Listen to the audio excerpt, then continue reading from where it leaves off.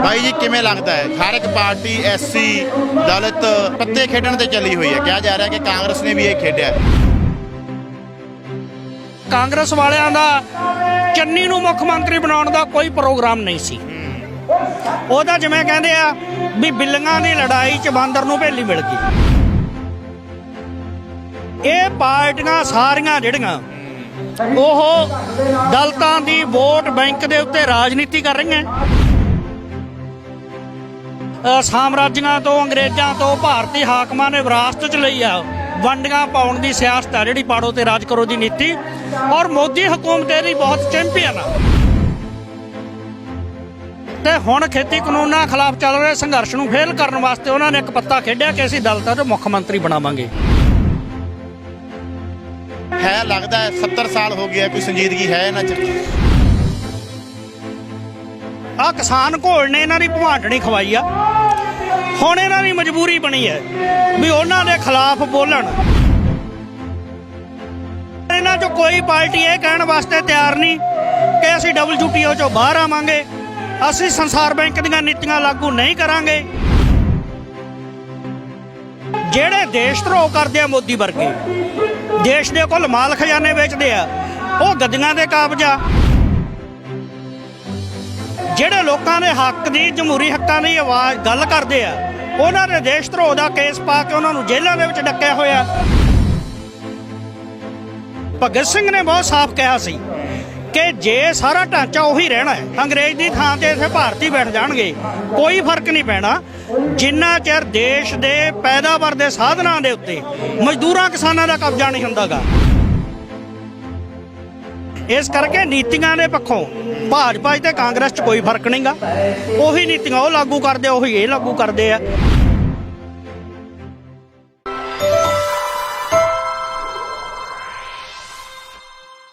ਸਤਿ ਸ਼੍ਰੀ ਅਕਾਲ ਜੀ, ਤੁਸੀਂ ਦੇਖ ਰਹੇ ਹੋ ਲੋਕ ਆਵਾਜ਼ ਟੀਵੀ ਤੇ ਮੈਂ ਮਨਿੰਦਰਜੀਤ ਸਿੱਧੂ।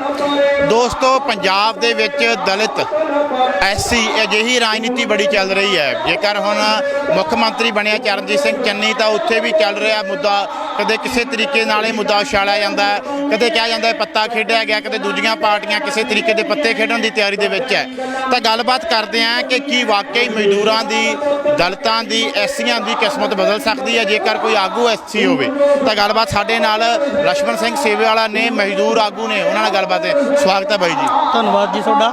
ਬਾਈ ਜੀ ਕਿਵੇਂ ਲੱਗਦਾ ਹੈ ਹਰ ਇੱਕ ਪਾਰਟੀ ਐਸਸੀ ਦਲਿਤ ਤੇ ਇੱਕ ਪੱਤੇ ਖੇਡਣ ਤੇ ਚੱਲੀ ਹੋਈ ਹੈ, ਕਿਹਾ ਜਾ ਰਿਹਾ ਕਿ ਕਾਂਗਰਸ ਨੇ ਵੀ ਇਹ ਖੇਡਿਆ। ਕਿਵੇਂ ਮੰਨਦੇ ਹੋ ਕਿ ਫਾਇਦਾ ਹੋਊਗਾ ਇਹਦੇ ਨਾਲ? ਦੇਖੋ, ਅੱਜ ਭਗਤ ਸਿੰਘ ਦਾ ਜਨਮ ਦਿਹਾੜਾ ਹੈ ਔਰ ਸ਼ਹੀਦ ਭਗਤ ਸਿੰਘ ਨੇ ਅਛੂਤ ਦੇ ਸਵਾਲ ਨਾਂ ਦੇ ਆਰਟੀਕਲ ਦੇ ਵਿੱਚ ਬਹੁਤ ਸਪਸ਼ਟ ਰੂਪ ਦੇ ਵਿੱਚ ਮਜ਼ਦੂਰਾਂ ਨੂੰ, ਦਲਿਤਾਂ ਨੂੰ ਸੁਨੇਹਾ ਦਿੱਤਾ ਕਿ ਬਾਕੀ ਸਭ ਤੁਹਾਨੂੰ ਵਰਤਣ ਵਾਸਤੇ ਆ, ਪਰ ਦੇਸ਼ ਦੀ ਅਸਲ ਸ਼ਕਤੀ ਤੁਸੀਂ ਆ। ਗੁਰੂ ਗੋਬਿੰਦ ਸਿੰਘ ਦੀਆਂ ਫੌਜਾਂ ਦਾ ਸਰਤਾਜ ਵੀ ਤੁਸੀਂ ਸੀ। ਜਿੰਨਾ ਚਿਰ ਤੁਸੀਂ ਖੁਦ ਜਥੇਬੰਦ ਹੋ ਕੇ ਆਪਣੇ ਪੈਰਾਂ ਤੇ ਖੜੇ ਹੋ ਕੇ ਸੰਘਰਸ਼ ਦੇ ਮੈਦਾਨ 'ਚ ਨਹੀਂ ਨਿੱਤਰਦੇ, ਤੁਹਾਡੇ ਪੈਰਾਂ 'ਚ ਪਈਆਂ ਹੋਈਆਂ ਗੁਲਾਮੀ ਦੀਆਂ ਬੇੜੀਆਂ ਨਹੀਂ ਕੱਟੀਆਂ ਜਾ ਸਕਦੀਆਂ।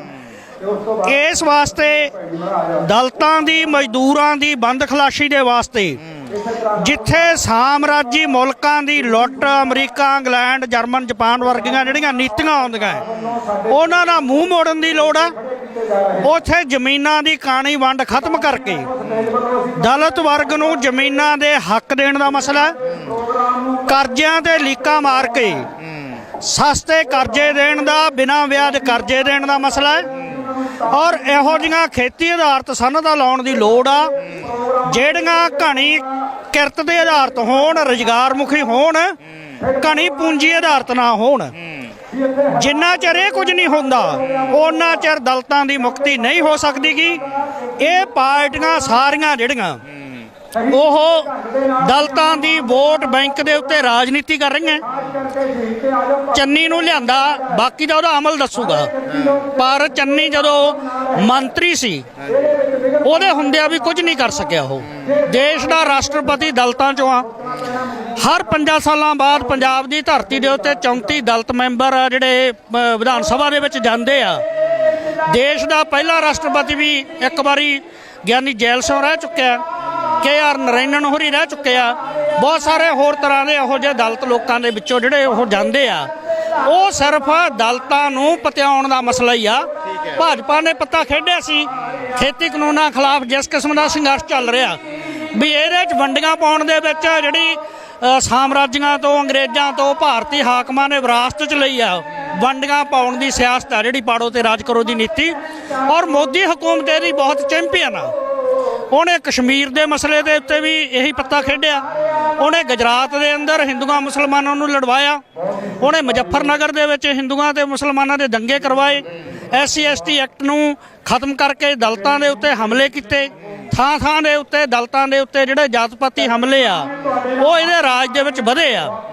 ਤੇ ਹੁਣ ਖੇਤੀ ਕਾਨੂੰਨਾਂ ਖਿਲਾਫ ਚੱਲ ਰਹੇ ਸੰਘਰਸ਼ ਨੂੰ ਫੇਲ ਕਰਨ ਵਾਸਤੇ ਉਹਨਾਂ ਨੇ ਇੱਕ ਪੱਤਾ ਖੇਡਿਆ ਕਿ ਅਸੀਂ ਦਲਿਤਾਂ ਤੋਂ ਮੁੱਖ ਮੰਤਰੀ ਬਣਾਵਾਂਗੇ।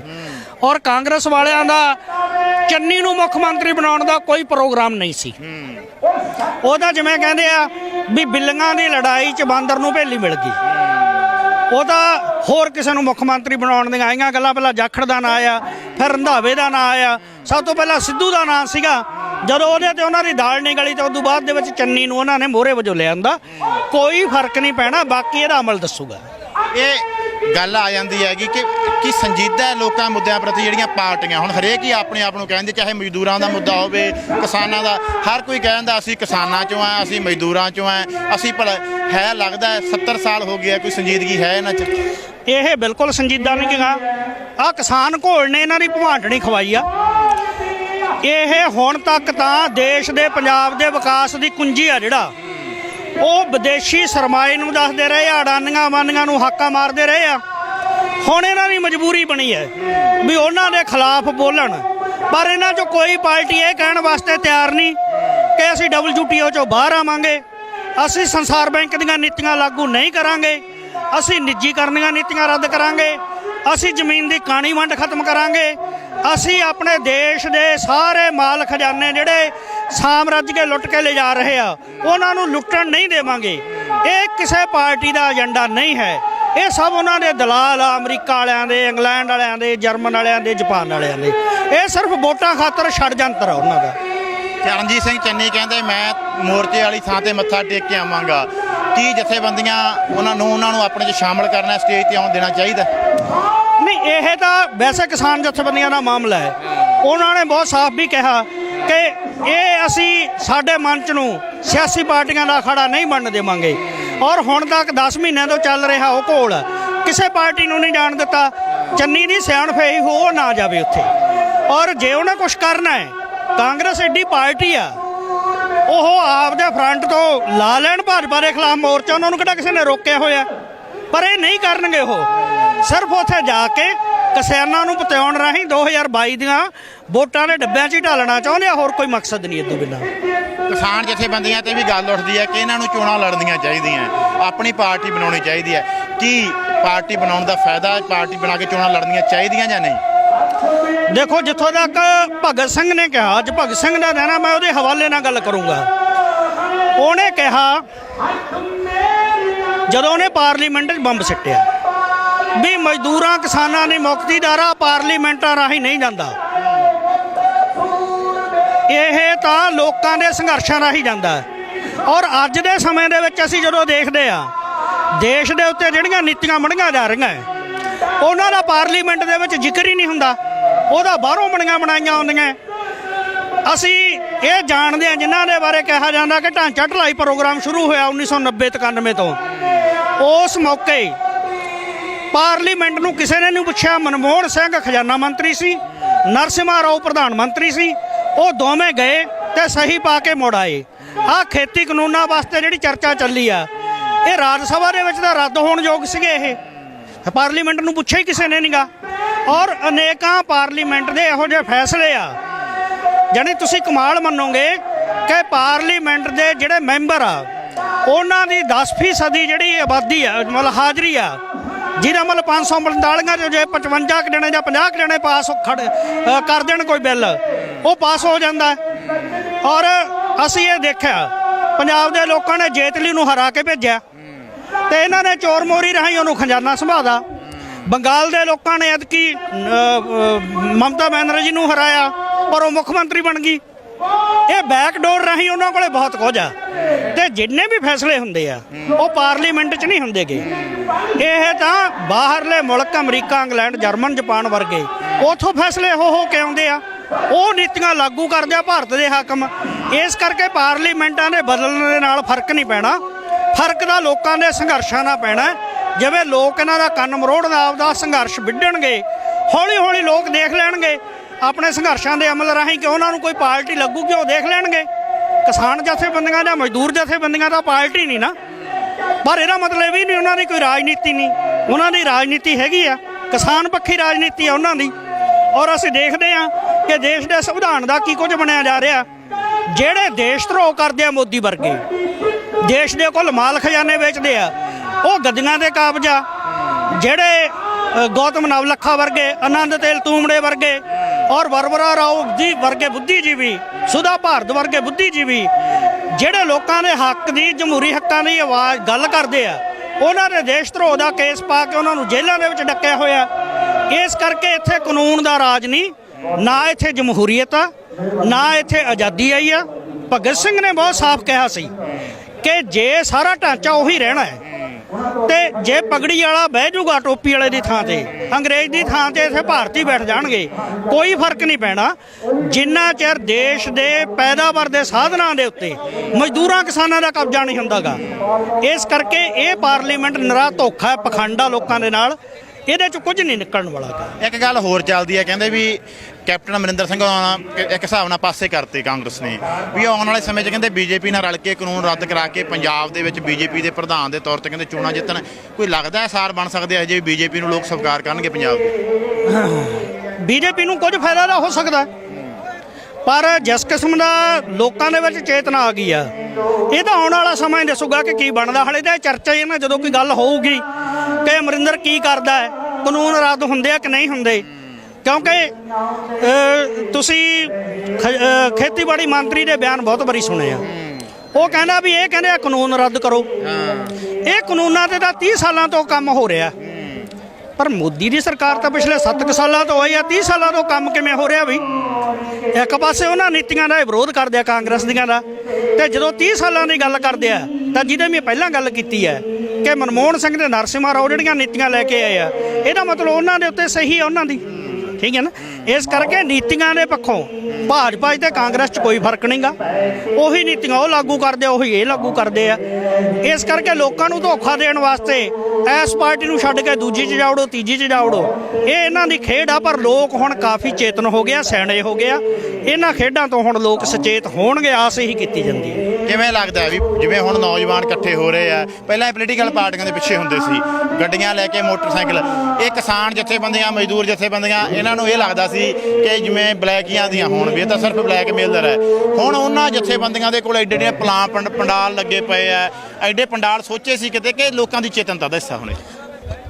ਸੋਚਣ ਦੀ ਪੱਧਰ ਤੇ ਤਾਂ ਜਦੋਂ ਅਸੀਂ ਥੋੜੇ ਹੁੰਨੇ ਆ ਉਦੋਂ ਵੀ ਇਹੀ ਸੋਚਦੇ ਆ ਵੀ ਇਹ ਸਾਡੀ ਗੱਲ 'ਚ ਦਮ ਤਿੰਨ ਹੈ ਜਥੇਬੰਦੀਆਂ ਦੀ 'ਚ ਕਿ ਲੋਕ ਆਉਣਗੇ। ਹਲੇ ਉਹ ਚੇਤਨ ਨਹੀਂ, ਹੁਣ ਲੋਕ ਇੱਕਦਮ ਚੇਤਨ ਹੋਏ ਆ। ਤੇ ਉਹ ਨੌਜਵਾਨ ਯੂਥ ਜਿਹਨੂੰ ਮਤਲਬ ਵਾਰ-ਵਾਰ ਸੱਦੇ ਦਿੰਦੇ ਸੀ, ਉਹ ਸੰਘਰਸ਼ ਦੇ ਮੈਦਾਨ 'ਚ ਆਇਆ। ਔਰ ਇਹ ਬਹੁਤ ਇੱਕ ਸੁਲੱਖਣਾ ਵਰਤਾਰਾ ਹੈ। ਪੋਲੀਟੀਕਲ ਪਾਰਟੀਆਂ ਤੋਂ ਸਾਰੇ ਲੋਕ ਸਤੇ ਹੋਏ ਆ, ਉਹਨਾਂ ਨੂੰ ਵੜਨ ਨਹੀਂ ਦਿੰਦੇਗੇ, ਉਹਨਾਂ ਦਾ ਥਾਂ-ਥਾਂ ਤੇ ਵਿਰੋਧ ਹੋ ਰਿਹਾ, ਠੀਕ ਹੈ ਨਾ। ਇਹ ਇੱਕ ਬਹੁਤ ਸ਼ੁਭ ਸ਼ਗਨ ਹੈ। ਹਾਂਜੀ, ਜਿਹੜਾ ਪੋਲੀਟੀਕਲ ਪਾਰਟੀਆਂ ਨੂੰ ਘੇਰਿਆ ਜਾਂਦਾ ਸੀ, ਹੁਣ ਤਾਂ ਕਿਹੜਾ ਰੋਕ ਗਈਆਂ, ਘੇਰਿਆ ਜਾ ਰਿਹਾ। ਪਿੰਡਾਂ 'ਚ ਬੋਰਡ ਵੀ ਲਗਾ ਦਿੱਤੇ ਆ ਵੀ ਭਾਈ ਸਾਡੇ ਪਿੰਡ ਨਾ ਵੜੋ। ਜਿਵੇਂ ਕਿਸਾਨ ਜਿਹੜਾ ਸੰਯੁਕਤ ਮੋਰਚਾ ਨੇ ਕਿਹਾ ਸੀ ਵੀ ਬਾਕੀ ਇਕੱਲੀ ਬੀਜੇਪੀ ਨੂੰ ਤੁਸੀਂ ਘੇਰ ਲਓ, ਬਾਕੀਆਂ ਨੂੰ ਸਵਾਲ ਕਰੋ, ਪਰ ਪਿੰਡਾਂ 'ਚ ਲੋਕ ਫਿਰ ਵੀ ਕਰ ਜਾਂਦੇ ਆ। ਕਿਵੇਂ ਦੇਖਦੇ ਹੋ ਲੋਕਾਂ ਦੇ ਗੁੱਸੇ ਨੂੰ? ਦੇਖੋ, ਇੱਕ ਗੱਲ ਤਾਂ ਹੈਗੀ ਆ ਕਿ ਲੋਕਾਂ 'ਚ ਸਿਆਸੀ ਪਾਰਟੀਆਂ ਪ੍ਰਤੀ ਵੱਧ ਜਾਂਦੀ ਆ ਰੋਸ ਆ, ਇਹ ਆਪਦੇ ਰੋਸ ਦਾ ਪ੍ਰਗਟਾਵਾ ਕਰਦੇ ਆ। ਪਰ ਜਿੱਥੋਂ ਤੱਕ ਵੱਡੀ ਯੁੱਧ ਨੀਤੀ ਦੇ ਨਾਲ ਜਿਹੜਾ ਐ ਹੁੰਦਾ ਵੀ ਠੋਸ ਟੈਕਟੀਕਲ ਸਟੈਪ ਕੀ ਲਏ ਜਾਣ, ਉਸ ਪੱਖੋਂ ਸੰਯੁਕਤ ਕਿਸਾਨ ਮੋਰਚੇ ਨੇ ਠੀਕ ਸੱਦਾ ਦਿੱਤਾ ਹੋਇਆ ਕਿ ਜਿਹੜੀਆਂ ਬਾਕੀ ਪਾਰਟੀਆਂ ਜਿਹੜੇ ਇਸ ਮੌਕੇ ਉਹਨਾਂ ਦੇ ਵਿਰੋਧ ਆ, ਉਹਨਾਂ ਦੇ ਵਿਰੋਧ ਵੀ ਸਾਡੇ ਲੋਕਾਂ ਦੇ ਪੱਖ 'ਚ ਕਿਵੇਂ ਵਰਤੇ ਜਾਣਗੇ, ਠੀਕ ਹੈ ਨਾ। ਇੱਕ ਸੱਤਾ ਤੇ ਇੱਕ ਸੱਤਾ ਤੋਂ ਬਾਹਰ ਆ, ਭਾਵੇਂ ਉਹਨਾਂ 'ਚ ਨੀਤੀਆਂ ਦੀ ਪੱਧਰ ਤੇ ਫਰਕ ਨਹੀਂ, ਪਰ ਜਿਵੇਂ ਜਿੰਨਾ ਟਾਰਗੇਟ ਛੋਟਾ ਹੋਊਗਾ ਓਨਾ ਹੀ ਉਹਦੇ ਨਾਲ ਸਫਲਤਾ ਸਿੱਧ ਹੋਊਗੀ। ਔਰ ਪਿੰਡਾਂ ਦਾ ਬਹੁਤ ਵੱਡਾ ਹਿੱਸਾ ਹਾਲੇ ਵੀ ਉਹ ਆ ਜਿਹੜਾ ਜਥੇਬੰਦੀਆਂ ਦੇ ਨਾਲ ਵੀ ਹੈਗਾ, ਪਰ ਕਿਸੇ ਨਾ ਕਿਸੇ ਕਾਰਨ ਕਰਕੇ ਅੱਡ-ਅੱਡ ਗੱਲਾਂ ਕਰਕੇ ਅੱਡ-ਅੱਡ ਉਹਨਾਂ ਦੇ ਪ੍ਰਭਾਵ ਕਰਕੇ ਪਾਰਟੀਆਂ ਨਾਲ ਵੀ ਜੁੜਿਆ ਹੋਇਆ, ਉਹ ਬਦਜਨ ਹੋ ਰਹੇ ਆ। ਉਹਨਾਂ ਤੋਂ ਵਿੱਥ ਪਵਾਉਣ ਦਾ ਇਹੀ ਤਰੀਕਾ ਹੈ ਕਿ ਭਾਜਪਾ ਨੂੰ ਟਾਰਗੇਟ ਕਰੋ, ਬਾਕੀਆਂ ਨੂੰ ਸਵਾਲ ਕਰੋ। ਇਹ ਚੰਗੀ ਗੱਲ ਆ, ਇਸੇ ਰਾਹ ਤੇ ਚੱਲਣਾ ਚਾਹੀਦਾ। ਬਹੁਤ ਬਹੁਤ ਧੰਨਵਾਦ ਬਾਈ ਜੀ। ਤਾਂ ਗੱਲਬਾਤ ਕੀਤੀ ਲక్ష్మణ ਸੇਵੇ ਵਾਲਾ ਮਜ਼ਦੂਰ ਆਗੂ ਨੇ। ਗੱਲਬਾਤ ਦੇ ਵਿੱਚ ਉਹਨਾਂ ਕਿਹਾ ਕਿ ਦਲਿਤਾਂ ਦੇ ਭਲੇ ਨਹੀਂ ਹੋ ਸਕਦੇ, ਐਸੀਆਂ ਦਾ ਭਲਾ ਉਹਨਾਂ ਚਿਰ ਨਹੀਂ ਹੋ ਸਕਦਾ ਜਿੰਨਾ ਚਿਰ ਉਹ ਇਕੱਠੇ ਹੋ ਕੇ ਜਮਹੂਰੀ ਤਰੀਕੇ ਦੇ ਨਾਲ ਨਹੀਂ ਲੜਦੇ, ਇਕੱਠੇ ਹੋ ਕੇ ਜਥੇਬੰਦ ਕੋਕੇ ਇਹਨਾਂ ਪੋਲੀਟੀਕਲ ਪਾਰਟੀਆਂ ਦਾ ਖਹਿੜਾ ਨਹੀਂ ਛੱਡਦੇ, ਉਹਨਾਂ ਚਿਰ ਕਾਮਯਾਬੀ ਨਹੀਂ। ਨਾਲ ਹੀ ਉਹਨਾਂ ਕਿਹਾ ਕਿ ਲੋਕਾਂ 'ਚ ਜਾਗਰੂਕਤਾ ਆਈ ਹੈ, ਪੋਲੀਟੀਕਲ ਪਾਰਟੀਆਂ ਨੂੰ ਸਵਾਲ ਹੋਣ ਲੱਗੇ ਹੈ। ਕੈਮਰਾ ਪਰਸਨ ਹਿਮਤਾਜ ਢੱਲਾ ਦੇ ਨਾਲ ਮਨਿੰਦਰਜੀਤ ਸਿੱਧੂ, ਲੋਕਵਾਈ TV।